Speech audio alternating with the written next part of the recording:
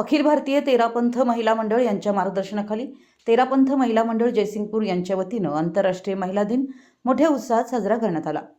यावर्षीच्या कार्यक्रमाची संकल्पना गृहलक्ष्मी स्वाभिमान अभियान अशी होती।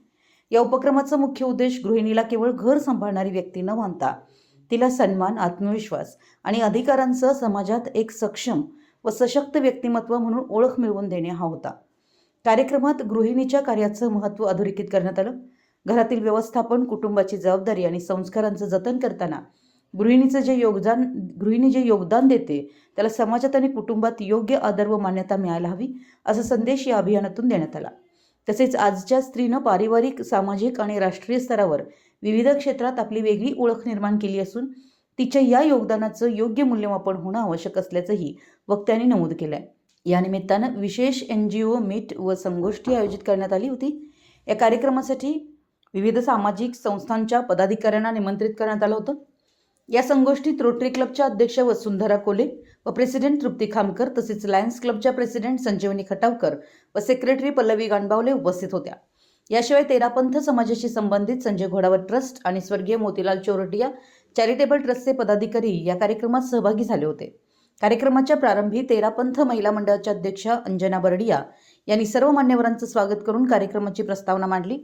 यावेळी त्यांनी गृहलक्ष्मी स्वाभिमान अभियान या संकल्पनेचं महत्त्व स्पष्ट करत गृहिणीच्या कार्याला समाजात योग्य स्थान मिळावं यासाठी अशा उपक्रमाची गरज असल्याचं सांगितलं।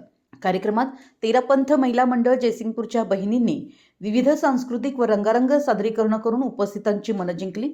गीत, नृत्य आणि संदेशपर सादरीकरणातून स्त्री शक्ती, आत्मसन्मान आणि कुटुंबातील तिच्या भूमिकेचं महत्त्व प्रभावीपणे मांडण्यात आलं।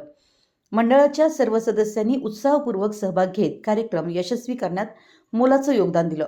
कार्यक्रमाचं सूत्रसंचालन मंडळाच्या मंत्री ममता रुनवाल यांनी अत्यंत कुशलतेनं केलं।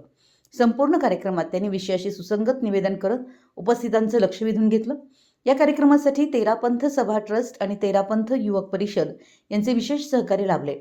आचार्य महाश्रमण यांच्या आशीर्वादानं हा कार्यक्रम आनंदात आणि उत्साहपूर्ण वातावरणात संपन्न झाला। कार्यक्रमाच्या शेवटी महिला मंडळाच्या वतीनं गुरुदेवांच्या चरणी भावपूर्ण वंदन अर्पण करण्यात आलं।